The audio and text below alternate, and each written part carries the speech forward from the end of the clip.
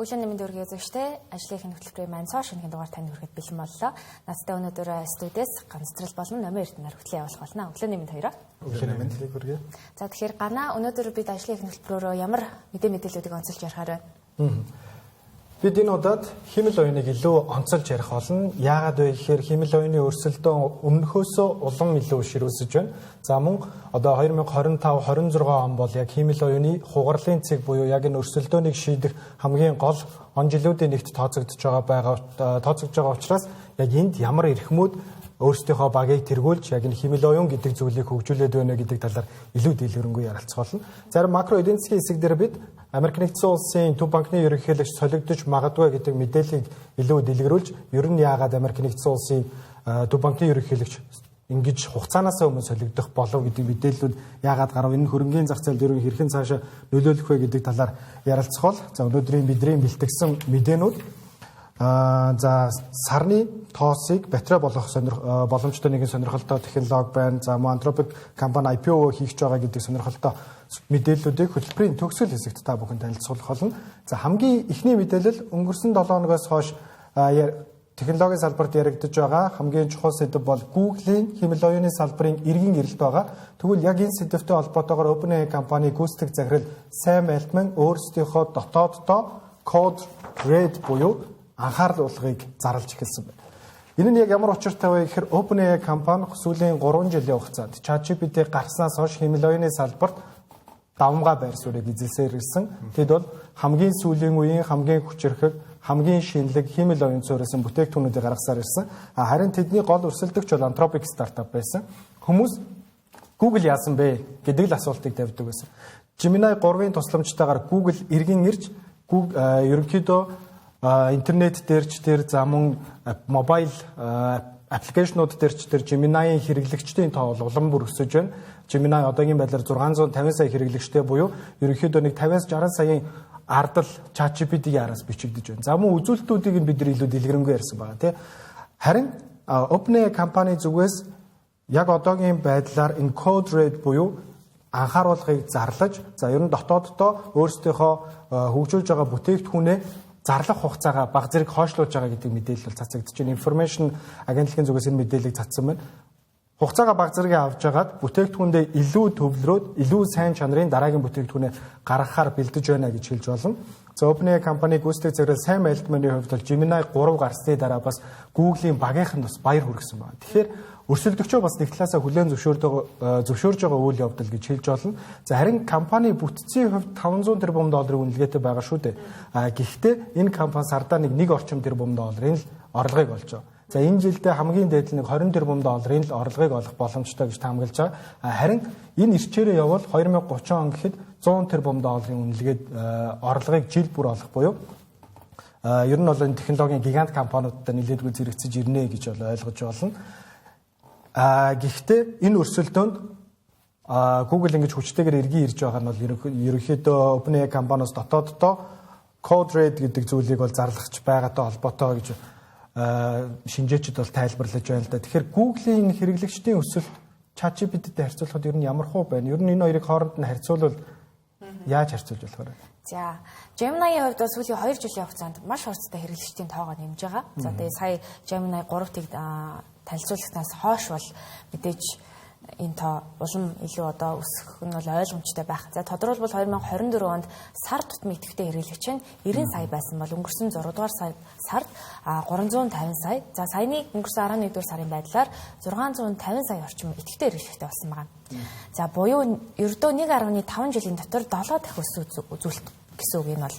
За харин ChatGPT-ийн хувьд бол өнгөрсөн оны үдээд 7 хоног тутмын 300 сая хэрэглэгчтэй байсан бол өнгөрсөн 2 дугаар сард 400 сая, за 10 дугаар сарын байдлаар 700-аас 800 сая идэвхтэй хэрэглэгчтэй болсон байх жишээтэй.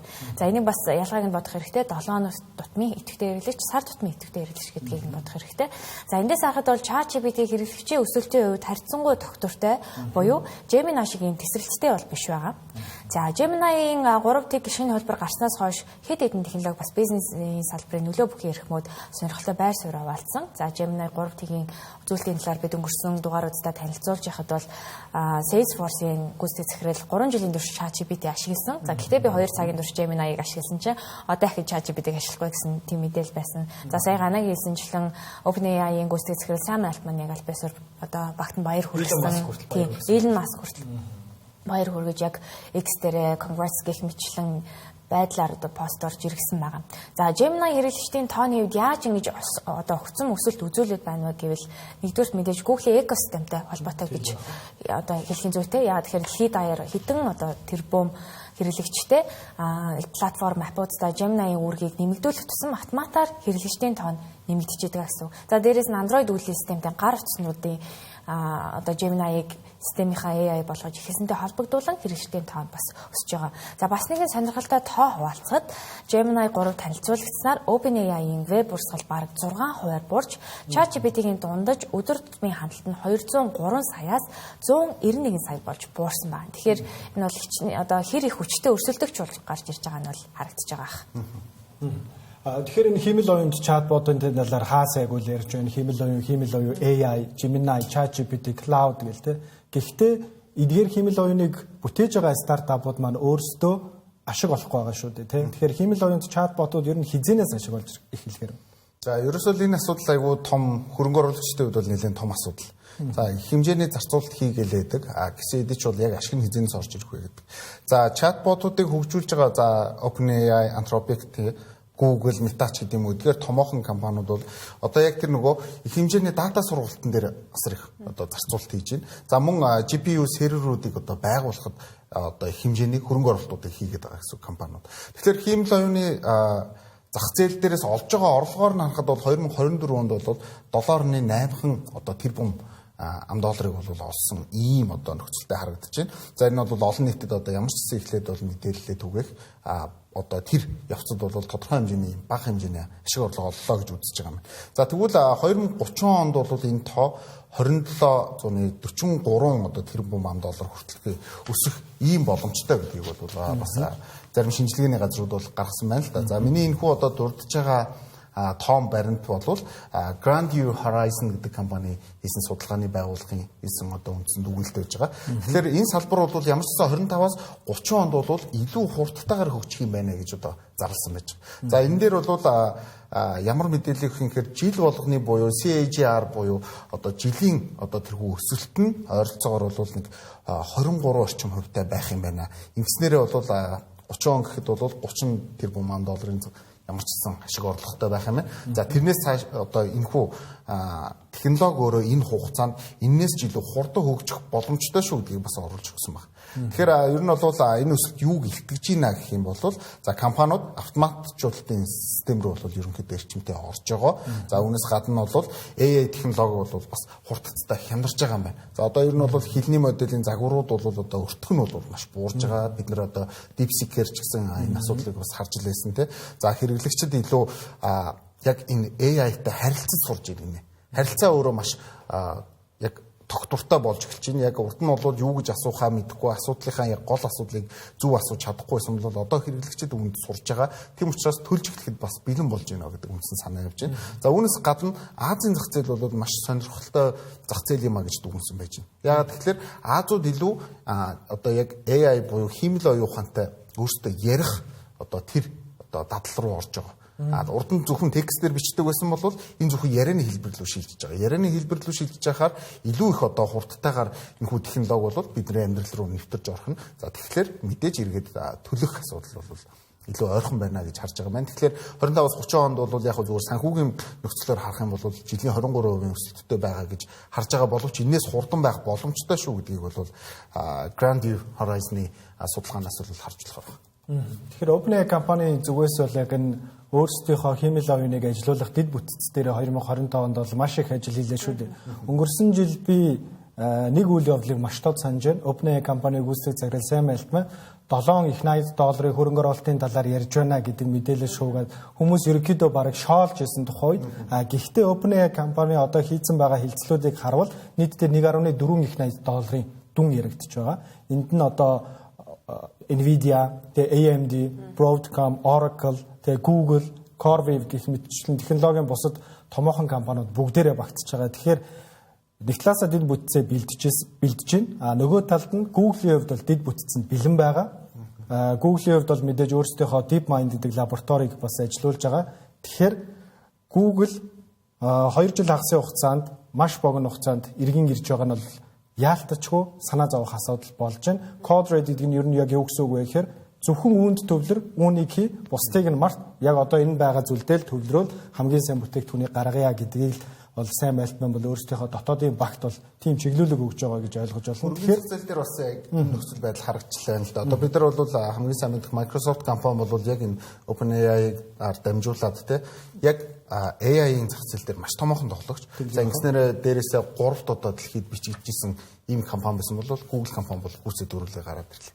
Тэгэхээр урд нь бол яг Google Microsoft-ийн дандаа арт нь араас нь явдаг ийм нөхцөлтэй байсан бол Google компани өмчсөн 3 ороод ирсэн нөхцөл байдаг. Тэгэхээр сүүлийн өдрүүдэд бас хэмэл оюуны суур судалгаа буюу яг одоо энэ generative хэмэл оюуны суур гэж яригдж байгаа LLM буюу хэлний загварууд хан мөргсөн юм биш үү гэдэг яриа бол судлаачдын дунд нэлээдгүй өргөн тавигдж байгаа. Тэгэхээр энэ асуудлаар бид нар машин сургалтын инженертэй ярилцлага хийсэн байгаа. Түүний ярилцлагыг одоо үзүүлээ. Хэмэл оюуны ингээ хөгжлийг ингээ үе цагуудыг аваад хэмэл ингээл түрүүн нэржсэнтэй өгдөл тэгээд дата өгдөл архитектур тэгээд нөгөө нэг дид бүтцгээд 3 дээр ер нь бол толгуурлаад байгаа. Тэгээд хажууд мэдээж эрдэмтэд хүмүүс мэдээж байна. Тэгээд ийм үндсэн юм 3 ийм том толгуур байгаа. Тэгээд сүүл трансформер архитектур гарч ирсний дараа юу болсон бэ гэхлээр хүмүүс өгдлийнхөө хэмжээг нэмээд тэгээд датаныхаа хэмжээг бас нэмээд тэгэхээр л илүү сайн модель гарч ирсэн байхгүй. Тэгэл за тэгвэл ингээ яваад иж болох юм байна гэд өгдлийнхөө хэмжээгч нэмэл архитектурынхаа параметрийнхаа хэмжээгч нэмэл ингээл том тархитай болол илүү их өгдлөөр ингээл тэжээгэл яваад байсан. Тэгээд одоо яг нөгөө нэг хичнээх өгдөл өгсөн ч гэсэн хичнээх архитектурынхаа хэмжээг томруулсан ч гэсэн ер нь бол одоо тийм их хэмжээний ахиц гарахад болчихсон гэсэн үг. Тэгэд ахиц гарахаасаа илүүтэйгээр хитрхээ их зардалтай болоод эхэлж байгаа гэсэн. Transformer based ийм модулууд маань архитектурын хэмжээ буюу одоо модулийнхоо хэмжээг томруулна гэдэг нь өөрөө илүү хэмжээний зардал гарна. Тэгээд илүү хэмжээний нөөц шаардна. Тэгээ амар хитрхи үнэтэй болоод л байгаа гэсэн. Тэгээд энэс дэшээ тэгээд хитрхи үнэтэй дээр багахан хэмжээний ахицл авдаг тийм систем болчиход байна гэсэн. Тэгээд ер нь бид буцаад юу руугаа орох юм шүү, судалгаа руугаа орох юм шүү гэсэн юм ярьж байгаа. Гэхдээ яг судалгааны хувьд бол угаасаа компьютерийн ухааны эрдэмтэд ер нь бол судалгааг хийгээл байгаа, хийсэлж байгаа гэж би бол харж байгаа. Харин тийш нөө том компаниуд илүү явж мөнгө хайж иж нэг хөгждөг шүү дээ судалгаанууд ч ер нь бол судалгаануудын талаас гэх юм бол одоо бүр яг нэг суурь руугаа орцсон яваад байгаа. Тэгээ одоо нэлээд ахицтай яваад байгаа нэг судалгаа гэх юм бол энэ Mamba гэдэг тийм төрлийн нэг юм модель гарцсан байгаад байгаа. Энэ нь болохоор яг нэг transformer based биш модель юм. Тэгээд энэ нь болохоор хуучны нөгөө нэг одоо зураг тарихад ашигладаг CNN болон хуучин яг нөгөө нэг энэ transformer based архитектурын өмнөх RNN гэдэг өмнөх үгээ ингэж таньж явдаг тийм систем байдаг. Одоо санах хойтой систем байдаг recurrent neural network гэдэг. Тэр хоёрыг ингээ хослуулад neural networkтэй хослуулсан тийм судалгааны ажил нэлээ яваад байгаа. Энэ нь болохоор ер нь бол тэр шалтгаан дээр тулгуурласан AI-ийн ер нь суурь болох магадaltaй байгаа. Ер нь бол 26 оны чиг хандлагыг энэ модель руу явах байх гэсэн ер нь бол чиг хандлагыг судлаачд ер нь хэлээд байгаа. Энэ болохоор яадаг вэ гэхлээр одоогийн нэг трансформерын яг нэг гол асуудал нь болохоор ийм одоо орсон өгдөл байгаа шүү дээ тий sequence дарааллаас одоо 2 дахин их инженер хэлэх юм бол 2 нугалсан хэмжээний их хэмжээний хүчин чадал шаарддаг. Тэгээ ер нь бол урт контексттэй ажиллаад ирэхлээрээ ер нь бол газрын хязгаарлалтай асуудалтай болоод эхэлдэг. Урт контекст буюу урт тексттэй хэлээд эхлэхээр энэ нь юун дээр сул талтай болдог вэ гэх юм. Reasoning хийх чинь модель өөрөө өөртөө ярилцаад нэлийн хэмжээний контекст үүсдэг. Тэнгуү тэн дээр ингээ асуудалтай болоод эхэлдэг байхгүй. Тэрийг ер нь бол шийдэж байгаа гэсэн тим судалгааны ажил байгаа. Тэгээ дээрэс нь хурдны хувьд болон одоо нэг тооцоолох зардал модулийг сургах болон сургасан модельо ашиглаад нэг одоо бидэртэй харьцаж байгаа шүү дээ тий. Яг тэр хэсэг дээр илүү хямдхан болно гэсэн. Яагаад тим юун дээр хэрэгтэй байгаа юм бэ гэхлээр одоо ингээ хитрхи том хитрхи их одоо ингээ GPU ресурсоор ингээ зоддог зодж гарч ирдэг модельүүд болохоор ингээ том компаниуд л хийж чаддаг. Жижиг компаниуд бол ерөөсөө хийх ямар ч боломжгүй байгаад байдаг гэсэн. Одоо тэгвэл ер нь бол ирээдүйн чиг хандлага дээр энэ одоо энэ шинэ гарч ирж байгаа архитектур дээр бол тэр байдал ер нь бол байхгүй болохоор байгаа. Ажлынхын төлбөр үргэлжилж байгаа үзэгчтэй. Тэгэхээр дараагийн хэсэгт бид мөн эдэл хиймэл оюуны талаар ярих болно. Хиймэл оюун гэдэг. Та энэ үгийг маш олон удаа хаа сайгүй сонсож байгаа байх гэдэгт итгэлтэй байна. Яахын аргагүй хиймэл оюуны технологи бол хүндрэлтний түүхэнд хамгийн чухал дэвшлүүдийн нэг тооцогдож байна. Зарим хүмүүс энийг эрчим хүчтэй зүйрлж байгаа бол зарим хүмүүс энийг бичгийн машины хувьсалтай бас зүйрлж байгаа. Тэгэхээр яг энэ технологиг ер нь ирээдүйд хэн бүтээж, хэн одоо хүний оюун ухааныг илүү давхууц хэмжээний хиймэл оюуныг бүтээх вэ гэдэг өрсөлдөөн захиурын үндэд дид өрнөж байна. За нөгөө талд бол бүгд найрамдах ард улсын технологийн компаниуд бас яригдж байгаа. Тэгэхээр 2026 онд хиймэл оюуны технологийн өрсөлдөөний өнгийг тодорхойлох хуц тим 10 эрхмийн талаар хэдүүл одоо бүгдээр ярилцгаая. Хамгийн эхлээд Demis Hassabis гэдэг эрхэм байгаа. Тэгэхээр Demis Hassabis-ийн хувьд Google компани лаборатори болох DeepMind-ийн гүйцэтгэх захирал DeepMind лабораторийн үүсгэн байгуулагч бусад хиймэл оюуны талаар ярьдаг одоо энэ хиймэл оюуны гол одоо лидерүүдээс ялгаатай нэг зүйл нь Demis Hassabis-ийн ярьдаг зүйл нь юу вэ гэхээр хиймэл оюуныг хүндрэлтний өмнө тулгамдж байгаа том асуудлууд буюу ур амьсгалын өөрчлөлт, вакцин, ийм илрүүлэх гэх мэтчлэн том асуудлуудыг шийдэхэд ашиглах ёстой гэдэг талаар ярьдаг. Хүндрэлтний өмнө хизээж бараг шийдэж чадхааргүй тийм асуудлуудыг хиймэл оюун шийдэж чадна. Бид нар хиймэл оюунд тусламжтайгаар ингэж ашиглах боломжтой гэж. За тэрээр 2010 онд DeepMind лаборатори үүсгэн байгуулад за AGI-г бүтээх ерөнхий ажлаа эхлүүлсэн гэж хэлэхэд болно. За түүний стартап 4 жилийн дараа Google-д $400 сая зарагдчихсан. За үүний дараачаар бидний AlphaGo гэж сонсч байсан даа. Одоос яг 10 жилийн өмнө AlphaGo гэдэг зүйл маш олон хүний анхаарлыг татаж ер нь хэвлэлүүдийн хамгийн том гарчигнуудын нэг байлаа. Тэр нь юу байсан бэ гэхээр тухайд хиймэл оюунд суурилсан хиймэл оюуны систем дэлхийн хамгийн төвөгтэй хөлөг тоглоомуудын нэг болох Go Dummy дэлхийн аваргыг хиймэл оюуны тусламжтайгаар ялжсэн. Тэр хиймэл оюуныг бол AlphaGo гэж тухайд нэрлэдэг байсан. Тэрийг бүтээсэн хүмүүсийн нэг. За үүний дараачаар бол 2016 онд AlphaFold гэдэг нэртэй өөрсдийнхөө платформыг байгуулсан байна. За энэ ямар учиртай вэ гэхээр сүүлийн 50 гаруй жилийн туршид шинжлэх ухааны салбарын хамгийн төвөгтэй асуудлуудын нэг болох одоо энэ протеины уургийн бүтцийг тодорхойлох гэдэг зүйл байдаг. 3D бүтцийг тодорхойлох. Энийг ер нь тодорхойлоход маш их хугацаа шаарддаг. Тэгэхээр энийг хиймэл оюуны тусламжтайгаар тодорхойлох тийм маш хялбар аргыг санал болгож эхэлсэн. Тэгээ AlphaFold-ын тусламжтайгаар бол одоо бид нар маш богино хугацаанд энийг бүтээж чадчихээн. Вакцин хийж чаддаг болсон гэх мэтчлэн тэ бид нар энэний бас үр шимэгжсэн ковидын нөлөөгөөр харж ирсэн. Энийг болохоор Isomorphic Labs гэдэг нэртэй өөрийнхөө стартапын доор бол хөгжүүлж эхэлсэн. Тэгэхээр энэ AlphaFold хоёрынх нь тусламжтайгаар өөрөө бас Нобелийн химийн Нобелийн шагналтан болсон. Тэгэхээр технологийн компани гүйцэтгэх захирал химийн Нобелийн шагналтан болно гэдэг бол өөрөө маш сонирхолтой зүйл байсан. За үүний дараачаар энэ хүний хиймэл оюуны салбарт хийсэн хамгийн чухал зүйлүүдийн нэг нь болохоор 2023 онд болсон байгаа. За Google компанийн хувьд бол ChatGPT гарснаас хойш хамгийн их сандралтай яг Google-ийн тухайн үеийн код рейд нь бол 2023 он байсан. Одоо Bard бүтлгүүцсэн, Imagen 2 бүтлгүүцсэн. За мөн өөрсдийнх нь хиймэл оюунд суурилсан функцүүд бүтлгүүтэд байсан. Энэ бүтлгүүддэг байсан багийг нь бүтээгдэхүүнийг хийдэг байсан баг нь болохоор Google AI буюу тухайн үед Google Brain гэж нэрлэдэг байсан. Тийм баг хийдэг байсан.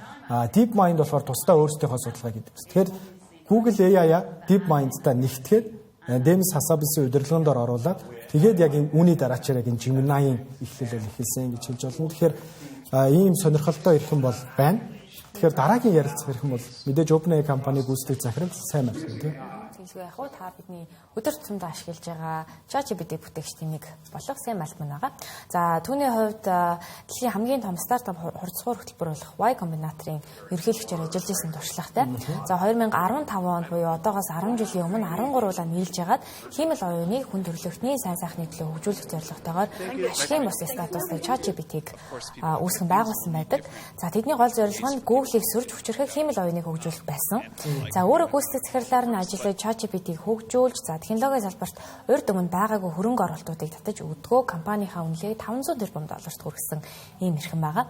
За мөн энэ жил бүтцийн шинжилэлт хийж бас ашигын төлөөх статус руу шилжсэн бас онцлогтой ийм мэдээлэл байна. За тус компанийн нэрний утга бол OpenAI буюу нээлттэй хиймэл оюун гэх санааг илэрхийлдэг. За гэвчийг өдөр ирэх тусам хаалттай хайрцаг шиг болж байгаа талаар бас нэлээд олон хүн шүүмжилж ярьж байгаа. За учир нь тэдний ChatGPT-гээс өмнөх хиймэл оюуны загварууд open source буюу нээлттэй өгөгдлөөр байдаг байсан бол нээлтийнхаа дараа хаалттай болж хувирсан. За одоо энэ үйлчлэг бол хамгийн их хурцаар шүүмжилдэг хүн бол Elon Musk. Тэгээд тэр жишээлбэл шүүхэд зарга хүртэл гаргаж ирсэн. За тэгээд ер нь бол түүний дараагийн хамгийн том зорилго бол ChatGPT-гээс их хэмжээний орлого олох ийм зорилготой ажиллаж байгаа хэрэг. Тэгэхээр Elon Musk-ийн хувьд бас өөрийнхөө XAI гэдэг нэртэй хиймэл оюуны стартапыг үүсгээд XAI одоо хуучнаар Twitter буюу X платформ хоёрыг нэгдсэн байгаа. Тэгээ энэ хоёр компаниас нийтдээ 80 орчим тэрбум долларын үнэлгээтэйгээр бол үнэлэгдэж байгаа. XAI-ийн Grok ч гэсэн бас дэлхийн топ 5 нэг хиймэл оюуны нэгээр бол яхаа аргагүй нэрлэгдэж байгаа шүү. Тэгэхээр дараагийн онцлог хэрхэн бол яхаа аргагүй Nvidia-гийн гүйцэтгэх захирал Jensen Huang байлаа шүү дээ. Тэгэхээр Jensen Huang ер нь эрхчлүүлүүдэд юу хийхээр төлөвлөж байна хиймэл оюунтай холбоотой. За Jensen Huang-ын хувьд бол ер нь бол энэ одоо салбарыг одоо түүчээлэгч. За яг энэ гид бүтцийг нь одоо төрүүлж байгуулж одоо яг энэ одоо технологийн компаниудад гол одоо тэр суурийг нь тавьж өгсөн ийм одоо эрхэм шүү дээ. Тэгэхээр энийхээ ч одоо үр шимийг хүртээд явж байгаа. Одоо бол Nvidia компани бол дэлхийн хамгийн том компани болсон тийм. Маш олон жилийн суурьаа бүтээсэн одоо технологийн компаниудыг маш хурдтайгаар одоо дороо үлдээж бол дэше гарсан байж байгаа. Тэгэхээр Jensen Huang-ын хувьд бол одоо бидний мэддгээр бол одоо нийт одоо энэ зах зээлийн 90% дангаараа чипээр нийлүүлж байгаа ийм компани үүсгэн байгуулагч нь одоо эзэн байгаа. Тэгэхээр яг тэдний одоо Blackwell-ыг бол одоогоор бол одоо ямар ч гэсэн тэр технологиг нь бол дийлхэр хэмжээний адилхан хэмжээний ийм чип бол дэлхийд бол гараагүй байна. Тэгэхээр үүнийхээ дагуу ч гэсэн манай нэрийн хамгийн гол зорж байгаа юм нь гэхээр 2026 онд бид нар үргэлжлүүлэн том хэмжээний хөрөнгө оруулалтуудаа хийсээр байх болно. За тэр дундаа бүр 500 одоо тэрбум $, одоо борлуулалтыг бид нар хийн. За тэгээд энэ дээрээ тулгуурлаад бид нар тийм хэмжээний бас хөрөнгө оруулалтыг хийсээр байх болно гэдэг үндсэн гол одоо философи нь явж байгаа. Тэгэхээр мэдээж эрхний хувьд бол өөрийнхөө компанийн 10% бол дангаараа эзэмшиж байгаа. Тийм учраас нөгөө дэлхийн хамгийн баян хүмүүсийн тоонд бол маш хурдтайгаар орж ирсэн юм хэрэг байж байгаа тийм. Тэгэхээр бидний дараагийн онцолж байгаа эрхэм бол энэ жагсаалтад багтаж байгаа цорын ганц эмэгтэй хүн байгаа. Mira Murati буюу OpenAI компани X технологи хариуцсан захирал тийм. За түүний хувьд бол ChatGPT, GPT-4, DALL-E зэрэг гол бүтээгдэхүүнүүдийн хөгжүүлэлтийг ахалж ажилласан юм эмэгтэй. За түүний хувьд бол Albany гаралтай инженер бөгөөд Tesla Motors, Leap Motion зэрэг компаниудад ажиллаж байсан туршлагатай. За 2018 оноос OpenAI-д ажиллаж байгаад 2023-аас 24 онд компанийнхаа CTO буюу технологи хариуцсан захирлаар ажиллаж байсан. За 2023 онд Sam Altman-ыг захирлын албан тушаалаас чөлөөлөгдсөн үед Mira Murati-гийн хувьд бол түр хугацаанд OpenAI-ийн гүйцэтгэх захирлаар ажиллаж исэн юм байлээ. За тэр үед бол ажилчдын 90% нь Sam-ыг буцааж Mira хэвээр нь байлгаа гэж бүр тулгаж шаардаж байсан тийм тохиолдолч бас байсан юм байлээ. За яагаад алдартай нэр нөлөөтэй тооцогддог вэ гэвэл мэдээж саяны хэлсэн шалтгаан бол мэдээж гендер дэвш байдлыг хангах буюу одоо эмэгтэй инженер учраас бол алдартай. За нөгөө төгөөр AI хамгийн том одоо компанийн технологийн хөтөлбөрийг удирдсан хүн гэдгээрээ бас алдартай. За тэгээ түүний хувьд бол бас хиймэл оюуны аюулгүй байдлын талаар бас дэлхийд дахинд илтгэл тавьж байдгаараа бас олонний анхаарлыг танигдсан юм эмэгтэй байгаа. Түүний хувьд ChatGPT-гийн хамгийн олон хүний анхаарлыг татаж маш олон хэрэглэгчдийг ChatGPT руу татсан бүтээгдэхүүн болох GPT-4 модельийг олон нийтэд танилцуулж ирсэн тийм хүн байгаа. Тэгээд GPT-4 төсөл дээр ч гэсэн бас Мира Мурати бас ахалж ажилласан тийм туршлагатай. Бас сонирхолтой хэлэхэд 2023 онд сайн мэлбэн компаниас гинт хөөгдсөн байдаг 11 сард. Бас энэ үед гүйцэтгэх захирлын албан тушаалыг бас төр оруулж ирсэн. OpenAI компани хамгийн чухал хүмүүсийн нэг байгаа. Одоо өөрийнхөө стартапыг үүсгэн байгуулад бүтээгдэхүүнээ гаргаагүй байгаа ч гэсэн хэмжээний хөрөнгө оруулалтыг татж чадсан тийм юм. За дараагийн хэмэл оюуны салбарын онцолж байгаа хэрхэн бол Apple компани гүйцэтгэх захирал Tim Cook. Хүмүүс хэмэл оюуны талаар ер нь Apple хаана байна вэ гэдэг талаар л яригдчихэж байгаа тийм. Гэхдээ 2010 онд эргээд санавал Apple Siri-г худалдаж авч ирсэн. Тухайн үед маш олон хүмүүс юу гэж андарч ирсэн бэ гэхээр Apple-ийг health system-ийн салбар руу орж ийн Google-тэй өрсөлдөх гэж байна л гэж андуурж ирсэн. Гэхдээ Steve Jobs өөрийнх нь тайлбарлаж ирсэн бичлэг байдаг. Siri бол хэмэл оюуны компани. Бид нар бол хэмэл оюуны салбар руу орж ирж байна. Буюу аль 16 жилийн өмнө хэмэл оюуны салбар руу Apple орж ирж ирсэн байдаг. Тэгэх өөрсдийнхөө мэдээж экосистемд Siri-гийн тусламжтайгаар хэмэл оюуныг хамгийн анхлан нэвтрүүлэгчдийн нэг болсон боловч яг одоо тэдний баримталж байгаа стратеги арай өөр байгаа.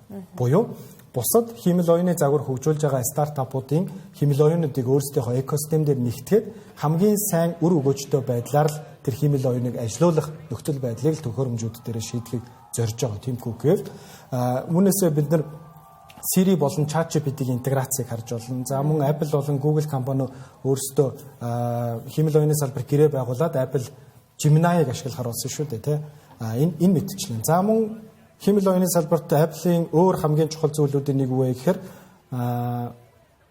өөр ашигтай байдал дээр процессорын хувьд бол маш дэвшилттэй байгаа. Тэдний ARM chip хамгийн үр өгөөжтэй байдлаар ноутбук, лаптопн дээр хэмэл оюуныг ажилуулдаг тийм систем байгаа гэдгээр бол үнэлэгдэж байгаа.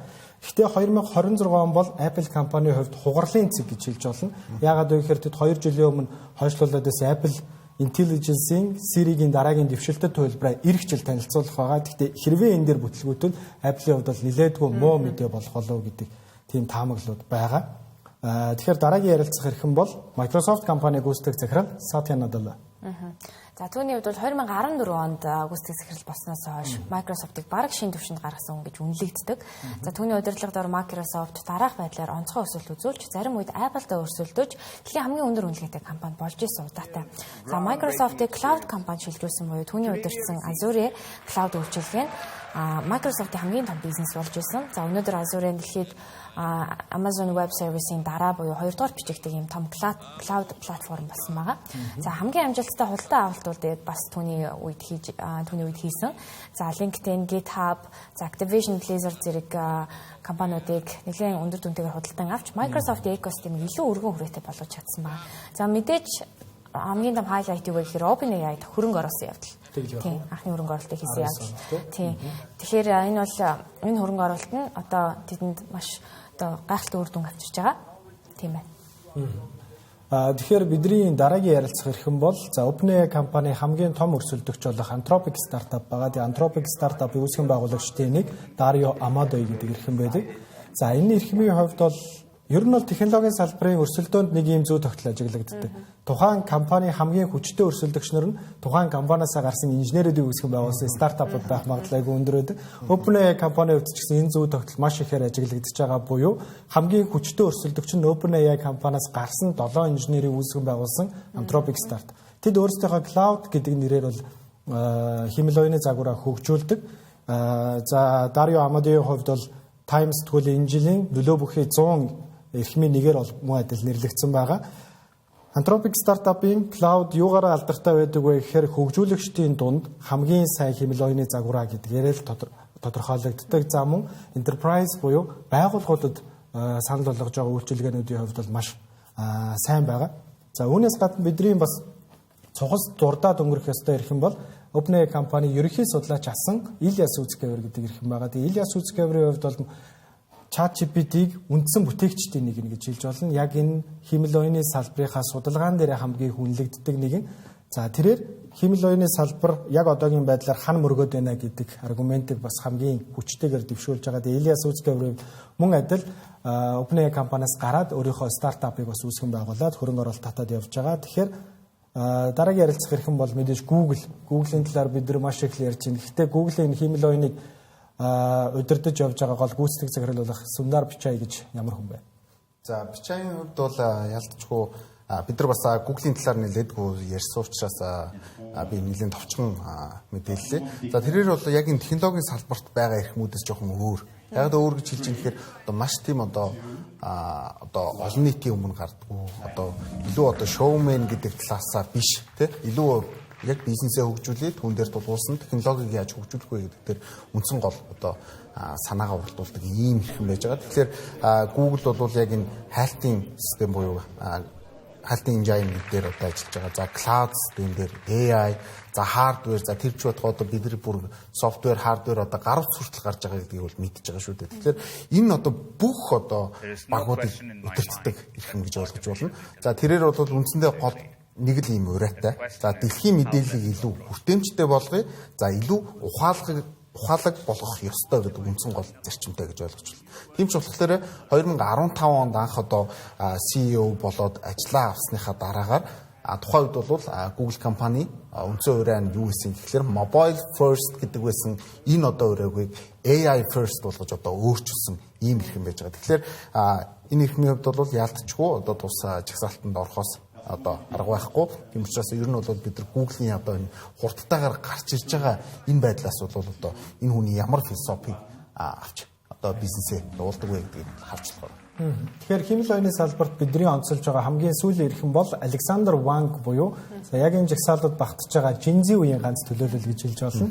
За Александр Вангийн хувьд бол одоогийн байдлаар нэг 24-25 нас орчим. Тэгээд дэлхийн хамгийн залуу тэр бомтон гэж нэрлэгдэж байгаа 22 наснда тэр бомтон болсон. За тус эрхмийн хувьд бол өөрийнхөө стартапыг Scale AI гэдэг нэртэй стартапыг үүсгэн байгуулад энэ ChatGPT-гийн гол датаг хангаж исэн тийм стартапыг үүсгэн байгуулагчтай нэг. Яг одоогийн байдлаар Meta компани Super Intelligence буюу химэл оюуны супер багийн ахлахаар ажиллаж байгаа. Тэгэхээр Meta AI-тай холбоотой хөгжүүлэлтийг бол ер нь гол удирдах ажиллаж байгаа хүмүүсийн нэг. Meta-гийн хувьд бол бусад технологийн компаниудаас ялгаатай нэг стратеги баримталж байгаа нь юу вэ гэхээр тэд өөрсдийнхөө модулийг open source байдлаар ил тавьж байгаа Llama-гийн хувьд. Тэгэхээр энэ жил бас бүрдсэн тэр Super Intelligence гэдэг нэртэй баг бас эх жилүүдэд ямар том амжилтыг үзүүлж ямар бүтээгдэхүүнээр гинтийн бэлэг барих болоо гэдэг нь бол нэлээдгүй сонирхолтой байна. За ийхүү химэл оюуны салбарыг бас тодорхойлох 10 эрхмийн талаарх мэдээлэл та бүхэнд дүрглээ. Эдгээр эрхмүүд ер нь химэл оюун гэх зүйлийг ер нь хэрхэн яаж харж ямар төрлийн бүтээгдэхүүнүүд хөгжүүлж байгаа вэ гэдэг мэдээлэл та бүхэнд товчоор үзүүллээ. За дараагийн хэсэг бид макро эдийн засгийн талаар ярилцах болно. Тэгэхээр макро эдийн засгийн хэсэг дээр Монгол улсаас эхлэе гэж бодож байна. За манай Монгол улсын валютын нөөц түүхэн дээд хэмжээндээ хүрээд 6 тэрбум доллар дээр ирж байгаа шиг байна шүү дээ. Тэгэхээр Монгол улсын макро эдийн засгийн үзүүлэлтүүд ер нь ямар вэ? За макро эдийн засгийн хамгийн гол үзүүлэлтүүдийн нэг болох валютын нөөц гэдэг одоо асуудлыг бид нар өнөөдөр сонгож ярилцахаар болсон. За анх удаага бол 6 тэрбум долларын энэ хүн нөөцтэй болж байгаа гэдэг нь бол бидний хувьд бол маш одоо сайн үзүүлэлт гэж ойлгож болно. За гэхдээ үүн дээр бас нэгэн одоо анхаарах асуудлууд байна. Бид нар өнөөдөр 6 тэрбум долларын ерөнхий нөөцтэй болж байгаа гэж хэлж байгаа боловч бид нар одоо үндсэндээ валютынхаа тэр одоо үн буюу одоо долларын үнийг бол одоо нэлээд бас сүүлийн үедэд алдлаа шүү дээ. Тэгэхээр энэхүү нөлөөлөл нь зах зээл дээр бол хүн болгоны амьдралд бол шууд нөгөө инфляц гэдэг нөлөөллөөр бол очиж байгаа гэдгийг бол ойлгох хэрэгтэй. За үүнээс гадна би нэгэн тоо баримтуудыг бас та бүхэнд харьцуулан харуулж хэлье. 2021 онд бол одоо Монгол улсын дотоодын нийт бүтээгдэхүүн бол за 43 их 80 төгрөгийн ийм зах зээл байлаа. За тэгэхээр манай Монгол улсын валютын нөөц бол үндсэндээ бол бидний одоо ханшийн нөлөөлөлд хамгийн хүчтэй нөлөөлдөг зүйл гэж ойлгож байна. Тэгэхээр 2021 онд бол биднэрт Монголын нөөц бол 4.6 тэрбум долларын нөөцтэй байсан. За тэр үед бол дотоодын нийт бүтээгдэхүүн ойролцоогоор 43.6 их 80-ийн ийм одоо хэмжээтэй байлаа л та. Тэгэхэд бидний өнөөдрийн дотоодын нийт бүтээгдэхүүн бол за 25 оны дата мэдээлэл яг эцсийн байдлаар гараагүй байна. Ойролцоогоор 90 гаруй их 80-ийн ийм одоо зах зээл гэж бол бид нар өөрсдөө бол харахаар байгаа. Ингэж яхад бид нар 6 одоо тэрбум долларын нөөцтэй байна гэсэн. Тэгэхээр энэ хоёр тоог харьцуулаад харах юм бол бидний нөгөө долларын үн өсөд байгаа нөхцөл чинь бол эндээс харагдана. Яг тэгэхээр бидний одоо хэрэгжилж байгаа тэр хэрэглээ бол яг тэр 21 оныхтай харьцуулахад өндөр болсоор байгаа. За гисэн хэдий ч бид нар яг дотоодын нийт бүтээгдэхүүнтэйгээ нийт хэмжээтэй нь харьцуулаад өнөөдрийн бидний валютын нөөцийг харах юм бол бас ч гэж яг тийм хэмжээнд хүрээгүй байна. Дотоодын нийт бүтээгдэхүүн ямар ч гэсэн 2 дахин их болсон байна. Гэхдээ бидний валютын нөөц бол одоохондоо тэр үетэй харьцуулахад 2 дахин их болоогүй байгаа учраас энэ дээр бол ерөнхийдөө юу гэж хардгийг гэхээр макро эдийн засгийн нөхцлөөс нь харахаар яг тэр хэмжээний өсөлтийг бол хийгээгүй байгаа. Тийм учраас сүүлийн жил бол валютын буюу за долларын ханш бол бас өсөөдөөс нь үнэтэй холбоотой гэж харж болохоор. Аксидич бол бид нар бол валютынхаа нөөцийг илүү гэхээр нөөцлөх. За үүнээс гадна одоо үнд металлын нөөцтэй болж байгаа явах байдаг. Тэрийг бол нэмэгдүүлсээр байгаа. За эдгээр асуудлууд бол бидний бас нөөц буюу яг хэрэгтэй болоход бол ийм хэмжээний нөөцтэй болж байгаа гэдэг нь сайн дээ. Үргэлжлүүлээд Америк нэгдсэн улсын төв банкны ерөнхийлөгч Жером Паулын талаар ярилцъя гэж бодож байна. Хэвлэлүүд Жером Паулыг хугацаанаас өмнө ажлаа хүлээлгээ өгч магадгүй гэдэг мэдээллүүдийг маш ихээр бичиж байна. Энэ нь бас хөрөнгө оруулагчдын анхаарлыг нэлээд их татаж бас санааг нь зовоож ах шиг байна. Тэгэхээр яг Жером Паул гэж ер нь яг хэн бэ? Ер нь яагаад хугацаанаас өмнө түүний энэ асуудал яригдаад байна? За тэгэхээр Жером Паулын хувьд бол 2012 оноос хойшоо энэ Федийн зөвлөлийн гишүүн буюу board member-ийн ажлыг бол хийдэг байсан. За ингээд 2018 онд бол 4 жилээр ямар ч гэсэн холбооны нөөцийн сангийн тэргүүнээр бол сонгогдсон байдаг. За ингээд 22 онд бол 2 дахь удаага сонгогдож за одоо бидний хүлээж байгаа энэ 26 оны 5 дугаар сард бол ерөнхийдөө бүрэн эрх хугацаа дуусахтай ийм их хүлээж байгаа. Гисэн хэдий ч бол Америк нэгдсэн улсын одоо засгийн газраас буюу за Дональд Трамп бол илүүтэйгээр одоо Жером Паулыг ажиллаа өг гэж шахаж байгаа. За яагаад тийм шахалт орж ирээд байгаа юм гэхээр ерөнхийдөө бол холбооны нөөцийн санг маш удаанаар хүүг бууруулад байна. Тийм учраас бидний нөгөө хүсэн хүлээжсэн тариф тавьсан. Тэр тарифын нөлөөлөлд ороод бид нар өөрсдөө зах зээлийнхаа одоо үйлдвэрлэлийг нэмэгдүүлээд тэр одоо тэлэх явц руу орж амжихгүй байна. Тийм учраас маш хурдтай яаралтай үнийг хий гэдэг одоо шахалтыг тавьж байгаа нэг талаасаа. За нөгөө талаасаа бол холбооны нөөцийн сангийн мэдээлэл бол бид илүү датан дээр тулгуурлана, инфляцийн төвшинг харна, ажилгүйдлийн төвшинг харна, үүн дээр тулгуурлаж бол илүү одоо шийдвэрээ гаргана гэдэг үндсэн одоо энэ хоёр хэсэгт хуваагдчихад байгаа гэсэн. Тэгэхээр ер нь бол яг зүгээр шууд Дональд Трамп бол холбооны нөөцийн сангийн тэргүүнийг бол ажлаас нь халах тийм чадамж бол байхгүй тэгцэн хувьд. Тэгэхээр энэ дээр одоо сенат руу ямар ч гэсэн саналаа өгнө. Гэхдээ сенатаас ямар шийдвэр гарсантай холбоотойгоор холбооны нөөцийн сан бол яг тэрүүн солигдох уугүй юу гэдгийг бол ярилцах юм аа. За үүн дээр нэг зүйлийг нэмээд хэлэхэд яг Жером Паул яг ямар үед ажиллаа авсан, ямар шалгуурууд, ямар хэцүү үед байсан эдийн засгийн гэдэг дээр үндсэн гол санаануудыг яриа. За хамгийн гол хэцүү байсан нөхцөл бол мэдээж 2020 оны ковидын нөхцөл байдал. Ковид болсноор бол харьцангуй зах зээлүүд хумигдаж, за бизнесүүд явагдхаа болж тэ. За үүн дээр бол одоо юунууд одоо бизнесүүд зогсоод тийм учраас зах зээл илүү хумигдчихээн гэсэн үг. За хумигдалт явагдсанаар бол ерөнхийдөө хөрөнгөний зах зээлд ч гэсэн томоохон унаанууд орж ирснийг бас хүмүүс санаж байгаа.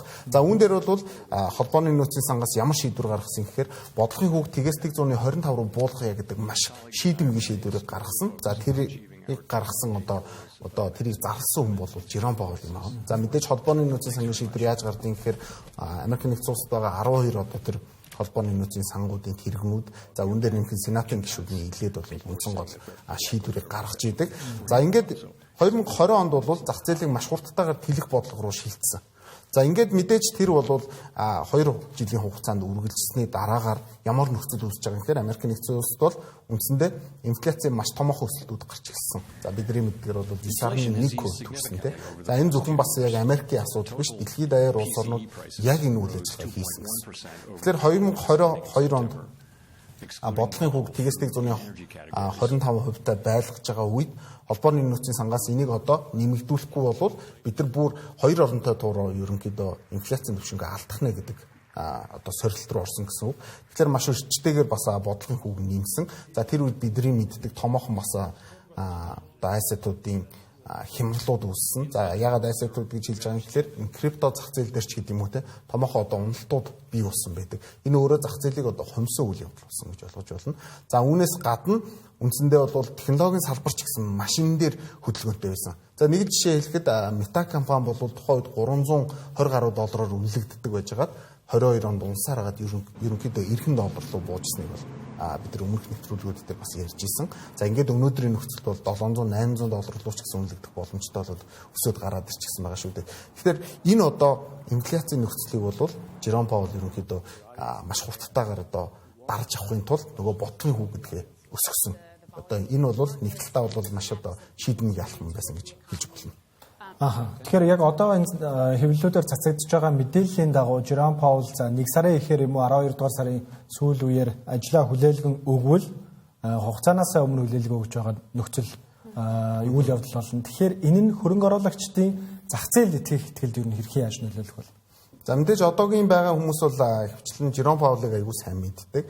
Тийм учраас Жером Паулийн яг тэр хүү гаргаж байгаа шийдвэрүүдээс хамаарад ерөнхийдөө бол хөрөнгө оруулалтынхаа тэр шийдвэрийг гаргаж идэг гэж хэлж болно. За ер нь бол зах зээл дээр хоёр хуваагдал байна.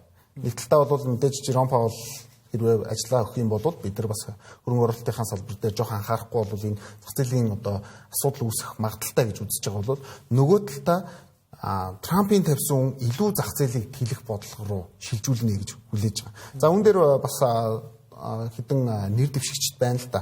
За үүн дээр бол Кевин Хасет гэдэг хүн бол яг одоогийн энэ ерөнхийлөгчийн эдийн засгийн зөвлөхийг хийдэг ирхэн байгаа.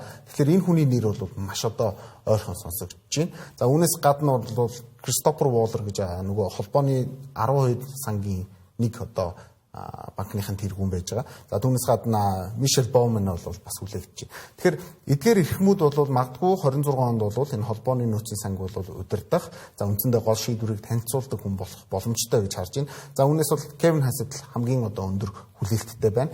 Хэрвээ энэ хүнийг тавих юм бол зах зээл бол маш одоо тийм одоо эргээд тэлэх нөхцөл рүүгээ буюу бодлогын хүүг доош нь буулгах боломж бий болно гэж харж байгаа. Тэгэхээр хөрөнгө оруулагчид магадгүй энэ хүнийг гараад ирэх юм бол илүүтэйгээр хөрөнгө оруулалтуудыг хийх бас боломж үүсэх юм байна гэж харж болохоор. Тэгэхээр маш сонирхолтой мэдээлэл байна. Тэгэхээр үргэлжлүүлээд бид өнөөдрийн гарсан хамгийн сүүлийн үеийн мэдээллүүдийн талаар ярилцъя. Хамгийн ихний мэдээлэл бол Хиймэл оюун сарны тоосноос эрчим хүч гаргах боломжтой төхөөрөмжийг нэгэн компани танилцуулсан байна тийм.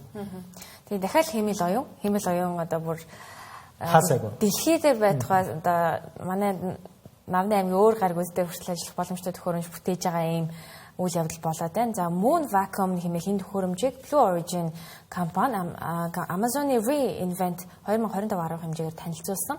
За тэгээ уг технологийн гол хэсгийг бол Starry Digital нэртэй стартап хөгжүүлсэн юм байна. За Starry компанийн технологи нь Moon яг сарны тоосыг сорж аваад түүний одоо агуулгах дулааныг ялгаж аваад эрчим хүч үйлдвэрлэх ийм зарчмаар ажиллана. Өөрөөр хэлбэл одоо сарны тоосыг батарей болгож ургаж байна гэсэн үг.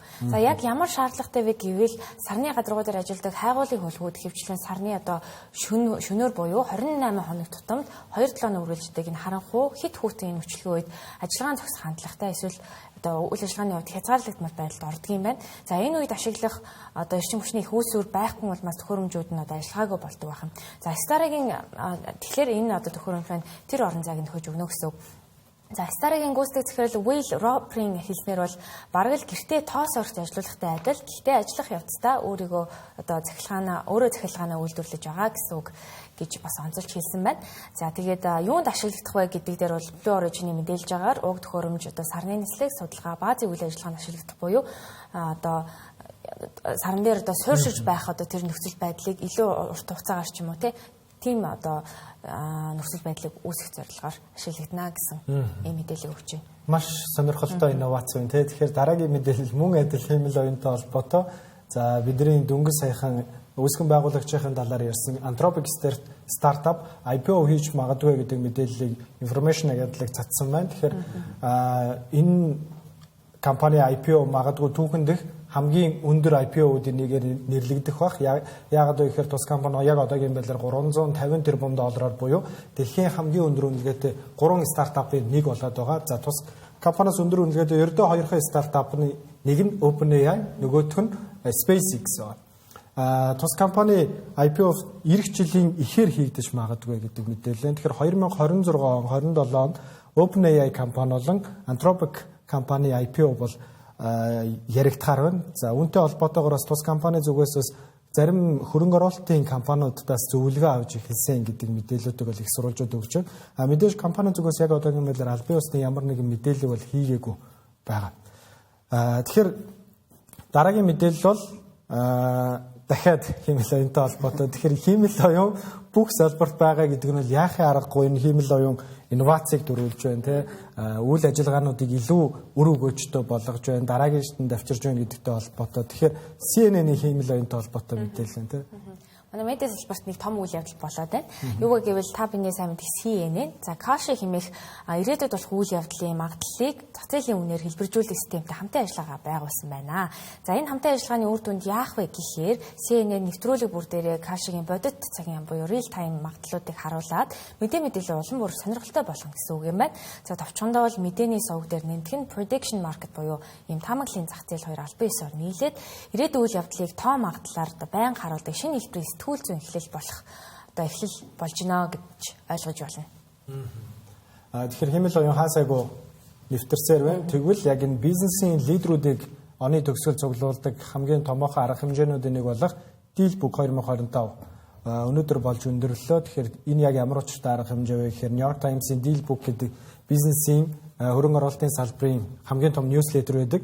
За энэ ньюслетерийн зүгээс ньюслетерийг бичдэг багийнхны зүгээс зохион байгуулдаг тийм арга хэмжээ байгаа. За энэ жилийн онцлог зочдын хувьд бол Америк нэгдсэн улсын сангийн сайд Scott Bessent, за мөн Anthropic-ийн үүсгэн байгуулагч Dario Amodei, за мөн Mr Beast гэх мэтчлэн маш сонирхолтой хүмүүс байгаа. Тэгэхээр эдгээр эрхмүүдийн юу гэж ярьсан талаарх бас товч мэдээллүүдийг та бүхэнд хүргэе гэж бодож байна. Тэгэхээр Scott Bessent-ийн хувьд бол эдийн засгийн талаарх байр суурин дээр нэлээдгүй өөдрөг байгаа гэдэг байр суурийг бол илэрхийлсэн байна. За харин ерөнхийлөгч Дональд Трампын хэрэгжүүлж байгаа тарифтай холбоотой асуудал дээр болохоор автомашины салбаруудад хамгийн ихээр нөлөөлж байгаа. Ялангуяа бас цахилгаан автомашин болон Tesla компанид бас хамгийн их нөлөөлж байгаа гэдэг зүйлийг бол хэлсэн байна. За харин BlackRock-ийн гүйцэтгэх захирал Larry Fink-ийн хувьд бол мөн адил оролцсон байгаа. Тэгээд хиймэл оюунтай холбоотой яг энэ хиймэл оюуны компаниудын энэ дата төв дээрээ зарцуулж байгаа хөрөнгө оруулалт нэлээдгүй өндөр дүнтэй байна. Энэ бас цаашаага санхүүгийн эрсдлийг бас дагуулж магадгүй гэдэг тийм сануулгыг өгсөн байна. Харин YouTuber Mr Beast-ийн хувьд бол маш сонирхолтой нэгэн зүйлийг хэлсэн. Тэрээр болохоор TikTok YouTube-с илүү нөгөө brain rot буюу те ингээд хүнд хэрэггүй, тийм хэрэгцээгүй контентуудаар дүүрсэн байдгаа гэдэг нэг юм бас сонирхолтой сануулгыг хэлсэн байна. За мөн адил гадаадын бас хэд хэдэн томоохон зочд байгаа. Тэр зочдоос бас Тайваны ерөнхийлөгч Лай Чинтэ, за мөн Израиль улсын ерөнхий сайд Биньямин Нетаньяху нар оролцсон байгаа. Тэгээ Биньямин Нетаньяху яг өөртөө холбоотой явагдаж байгаа бас шүүхийн асуудал дээр бас тайлбар хийсэн байлаа. Тэгэхээр тэр шүүхийн асуудал бас өөрийнх нь удирдах байгаа засгийн газрын үйл ажиллагаатай ямар нэгэн холбоо байхгүй гэдэг байр суурийг илэрхийлсэн бол Тайваны ерөнхийлөгчийн хувьд бол за Бүгд найрамдахад ард улсын цэргийн дарамт бас нэмэгдэж байгааг онцлоод гэхдээ Америк нэгдсэн улсын дэмжлэг бас нэлээдгүй их байгаа гэдгийг бол мөн баталгаажуулсан юм чухал яриануд бол болж өнгөрсөн байгаа. Тэгэхээр яг бизнес хөрөнгө оруулалт за мөн олон улсын салбарыг сонирхдаг бол энэ арга хэмжээнд дэр болж байгаа эрхмүүдийн яриануудыг сонирхож үзээрэй гэж бас зөвлөмөр байна. Хамгийн сүүлийн мэдээлэл Meta компанитай холбоотой тийм. За шууд бус ч гэсэн ер нь бол бас хиймэл оюунтай холбоотой юм мэдээлэл байна. Apple-ийн одоо хэрэглэгчийн интерфейс буюу UI багийг сүүлийн 10 жил удирдсан дизайныхан захирлаа Alan Dye компаниас гарч Meta-д нэгдэх болж байгаагаа мэдгдсэн байна. За энэ бол бас Meta-гийн хувьд маш өндөр ач холбогдолтой ийм одоо карьерийн шилжилт болж байна. За учир нь бол Meta одоо ухаалаг нүдний шил, виртуал бодит байдлын төхөөрөмжөөр хэрэглэгчийн төхөөрөмжүүдийг илүү одоо сайн хөгжүүлэх зорилт тавьж ажиллаж байгаа. За түүний хувьд бол эдгээр төхөөрөмжүүдийн хиймэл оюуны функцүүдийг сайжруулахад төвлөрч Meta-гийн технологийн захиралтай одоо шууд тайлгнах ийм үүрэг хүлээж байгаа юм байна. За Apple-ийн зүгээс Dye-г орлого хүнээр бол Steve Lemay-г томилсон бөгөөд Tim Cook-ийн хэлснээр Lemay нь 1999 оноос хойш Apple-ийн бүх томоохон интерфейсийн дизайнд гол үүрэгтэй ажиллаж ирсэн ийм туршлагатай хүн юм байна. За түүний хувьд бол Meta-д нэгдэх тухай мэдээ цэцгэсний дараа Mark Zuckerberg Reality Labs дотор шинэ Creative Studio байгуулад түүнийг удирдагчаар нь томилж руугаа бас зарласан байна. За Meta компанийн хувьд бол энэ өрсөлдөгч одоо компаниасаа чадварлаг хүний нөөцийг татаж авч байгаа бас эхний үйлдэл биш. Сая өнгөрсөн зам бас OpenAI эсхий эдийн судлаачдыг Марк Зукерберг өөрөө бүр урилгын нөгөөд ингэж одоо Meta-да оруулж авсан гэх юм мэдээлж бас байна. Meta-гийн бас ээлжит нэг head hunt буюу те одоо энэ хүний нөөцийн ан бас явагдсан байх шүү дээ. Тэгэхээр энэ удаагийн бидний ажлынхын хөтөлбөрийн бэлтгэсэн мэдээлэл үүгээр өндөрлөж байна үзэгчтэй. Тэгэхээр энэ удаад бид хиймэл оюунтай холбоотой мэдээллүүдийг гол төлөв сонгож авч та бүхэнд ер нь энэ хиймэл оюуны салбарт ер нь яг юу болоод байна. За мөн энэ хиймэл оюун гэх технологиг ямар эрхмүүд өөрсдийнхөө багийг хөгжүүлж ахалж яг энэ хүндрэлтний дараагийн шатанд авчрах вэ гэдэг талаар бол оруулаа. Тэгэхээр үзэгчтэй та бүхэнд ажлынхын хөтөлбөрийн баасан гарагийн дугаар хүрлээ анхаарал хандуулсан баярлалаа.